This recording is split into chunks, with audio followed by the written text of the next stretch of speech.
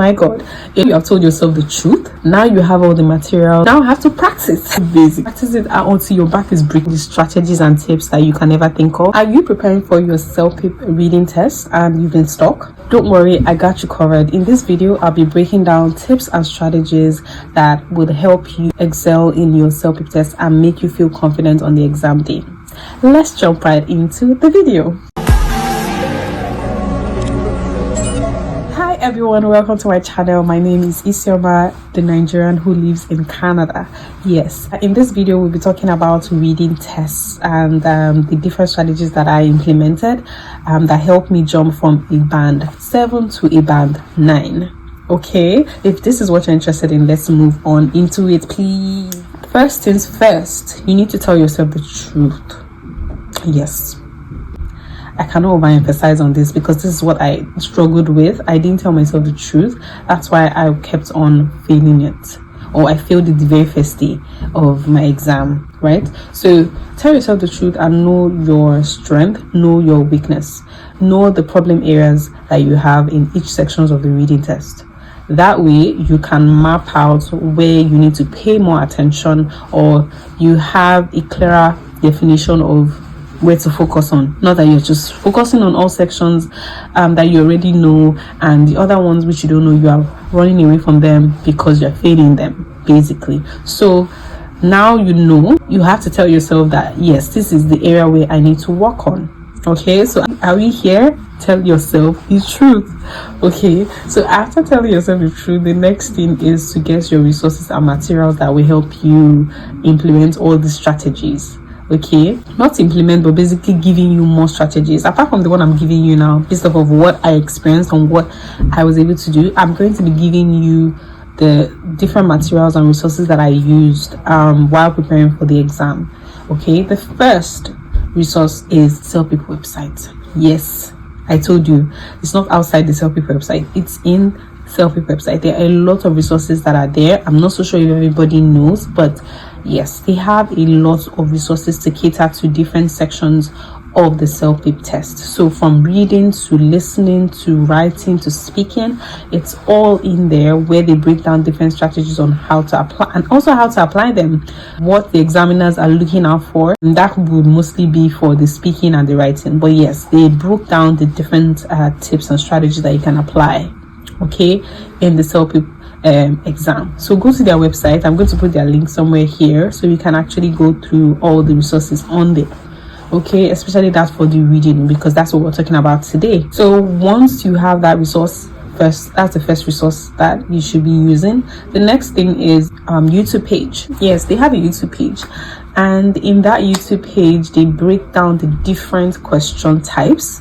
So they bring like a sample question. They actually have lives on YouTube, and then they upload it after the live is ended.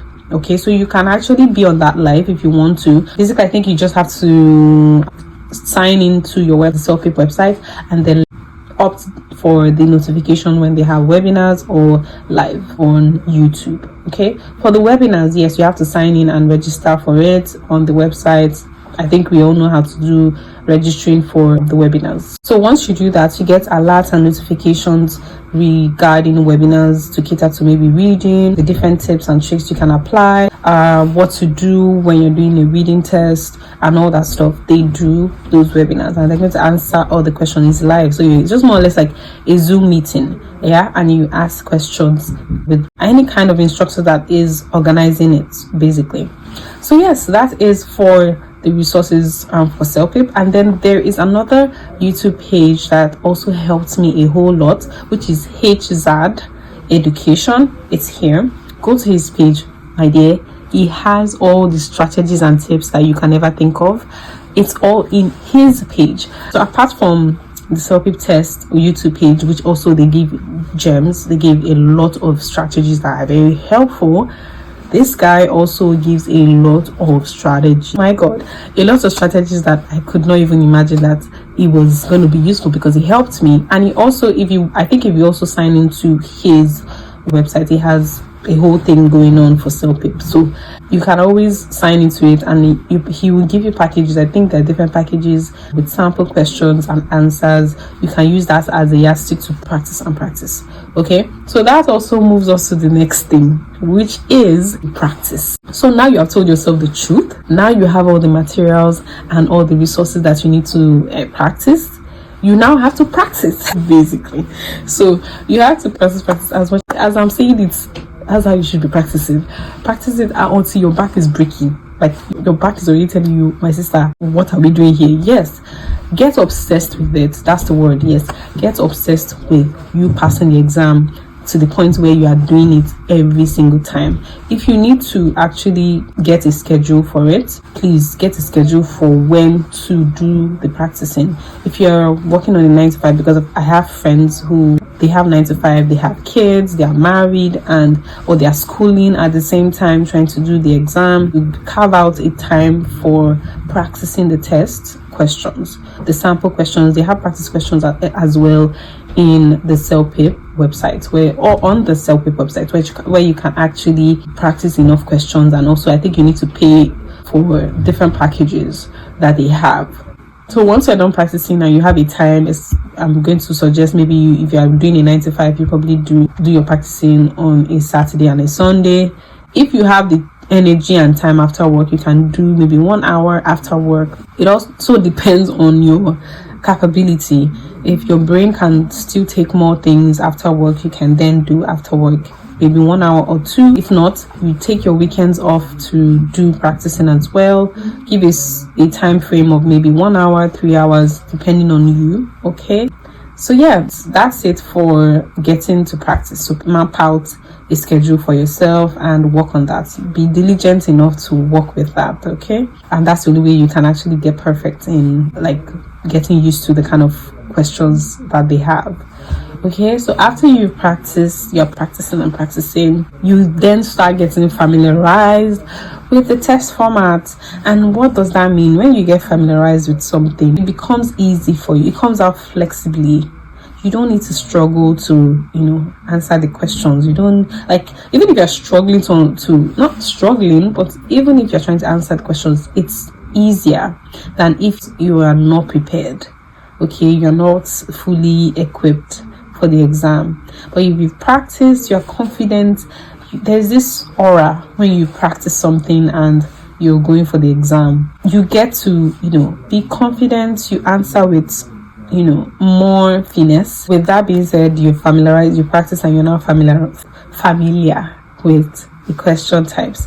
I'm going to break down now. It's when I'm going to break down the different sections and what I applied to the different sections for me to get a band 9. Okay, so for the first section, always comes as a letter or an email written to somebody.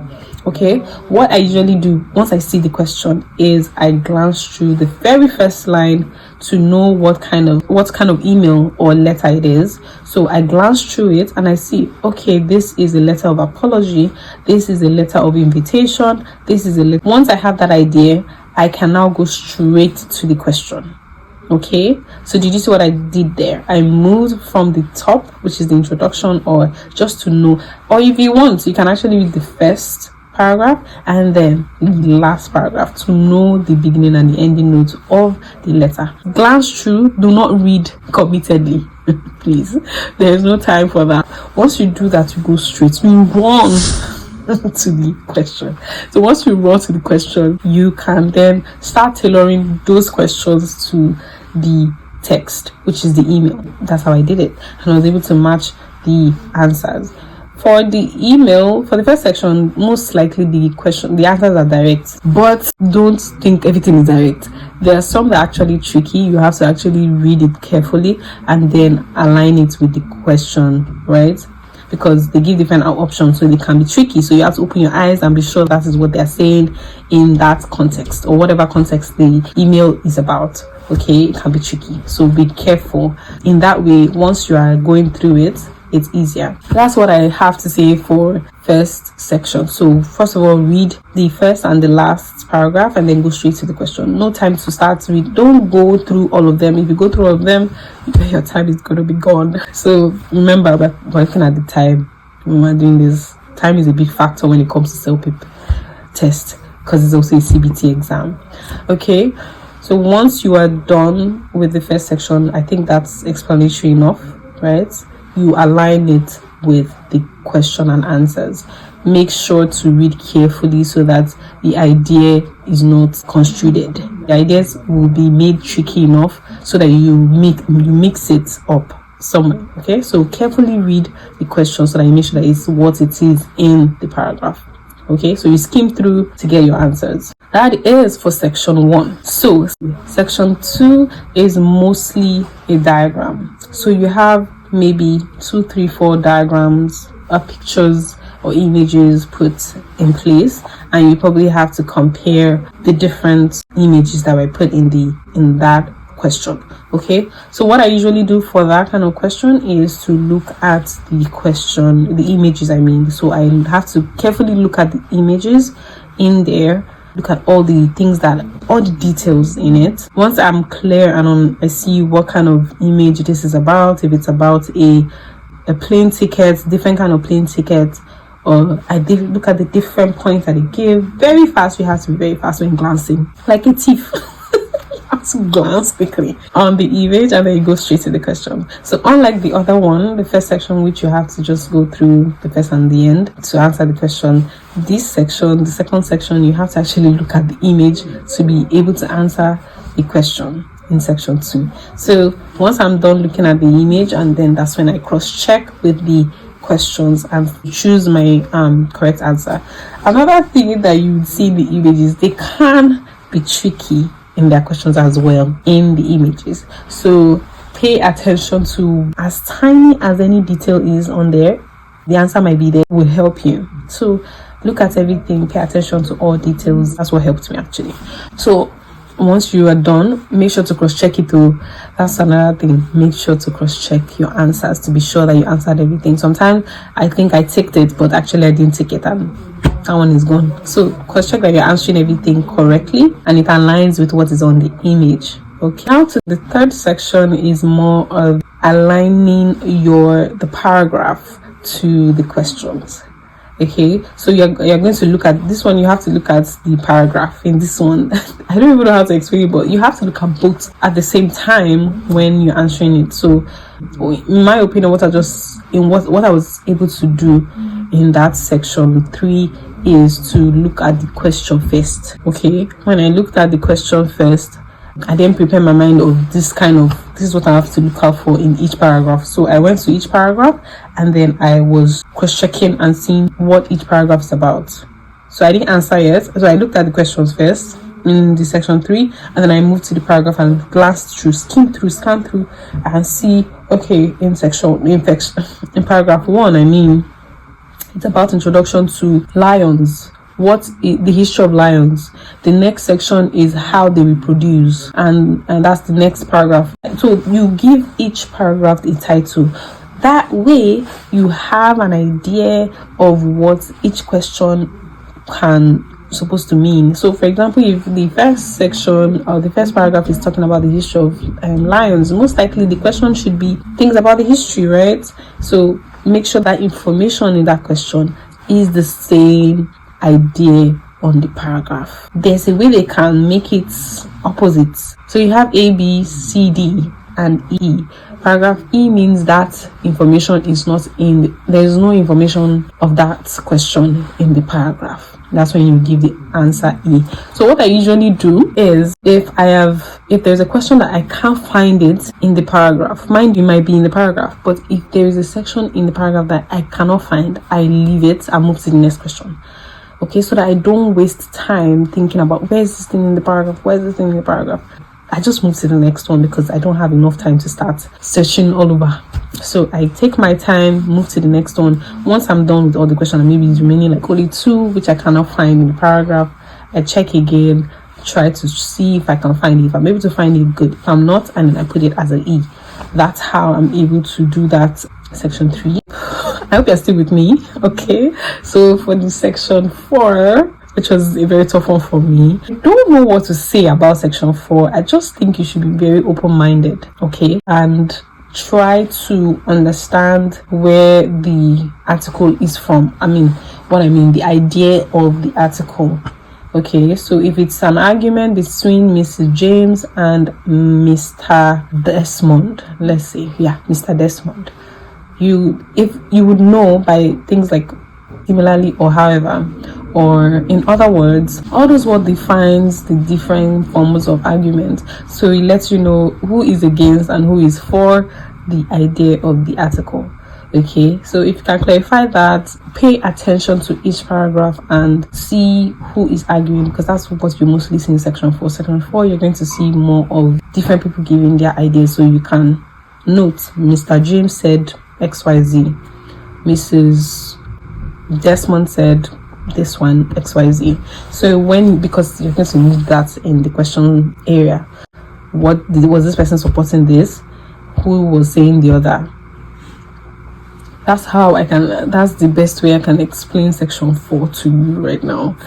So yes, just try and understand the idea of the question. What kind of question is this? What kind of article is this? What's the idea about it? And then you can focus on who said what.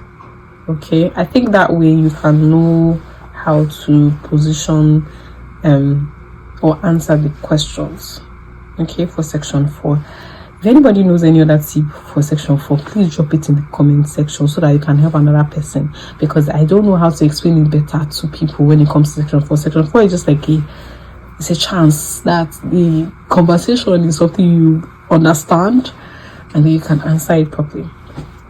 And if there is any tip that anybody knows across any of the sections I've mentioned, please drop it in the comment section so that you don't know who you're going to help, you don't know who you're going to save during the test. Okay, so with that, you now know the different formats and different test questions that can come for the reading. The next thing is now time management. Work on your time management. So I remember saying in the beginning of the video that you have to schedule a day that you have to do the practicing, right? In the time that you're practicing, allot a time frame that you're going to do the different sections, because for a different section there are different time you have to finish it. So for example, section 1 you have to finish it in 8 minutes, section 2 you have to finish it in maybe like 9 to 10 minutes. I'm not so sure, I can't remember, but yes, they allot different time frames for you to finish each sections. So that is important in the sense that you have to manage your time. When you're practicing, act as if you are actually in the exam hall. Don't do mago to the answer. It can't work. You have to actually go through, not corners, but straight to the point. So always manage the time. Check it, get a timer, use your laptop. I don't know, anything that you think that can help you to time yourself, get it. And time yourself. Yes, time yourself. And that way your brain is prepared for anything. Your brain knows that you're conscious of what is going on when you're answering questions, because it's a skill. Let me know, like, for you. So after you're done getting on with the time management, you've implemented all that I have said right now, the next thing is to keep calm. On the exam day, please, I got this information from one instructor for IELTS. He's on YouTube actually. He says he went to exam hall thinking about the food he will eat after the exam, and so he lost track of everything that he was doing. The only thing he could just think about is the burgers that he was going to eat after the exam. And obviously the exam was bad because he was not paying attention. He was not living in time, living in the present. Yeah, so in essence, what I would just advise you is to not think of anything when you're going to the exam.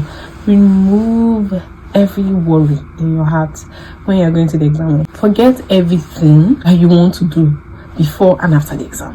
When you're done with the exam, it's just a 3 hours exam. I think 3 hours. Yes, 3 hours, you're done. You go back to your life. So stay calm At the same time, forget your sorrows, forget whatever you want to do the next day, forget what you were about to do after 3 hours, forget about what you want to do before the 3 hours. Just go there and go and do the exam. Like, your brain should just be thinking of, I want to go and write exam. That's it. I don't know about some other people, maybe they can multitask and think about what to cook the next 3 hours or what to eat. I don't know, but at that moment, please give your undivided attention when you're writing the exam. This would help you to just focus.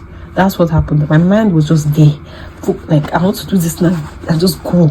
I'm living in the time, and you will see that you are answering the question timely because you're not taking any other thing. Your brain is not occupied by any other thing. So that's what I would say. I think this is all I have to say right now. To be honest, I think this is more than enough information that I can give based off of my experience with CELPIP. And yeah, that's it. So the first thing, like I said, is tell yourself the truth. Yes, tell yourself the truth. Get all the right resources and materials, which I said I will put the links in the description box, so you can also check it and go and check their packages or whatever practice question that they have, or the lives or the videos that they provide in their websites. So yes. And then once you have the right materials and resources, you then have to practice. You're practicing. You then have to familiarize yourself with the different sections. I gave that previously. So the different sections, familiarize with all the formats in the test. And then once you familiarize yourself, you can now focus on time management. Once you have time management, you can, what's the next thing? Please help me. Once you have time management, you can now, a few moments later, just have to get ready for the exam and be calm, collected, and ready to excel in the exam. Okay, if you find this video helpful, please do well to subscribe.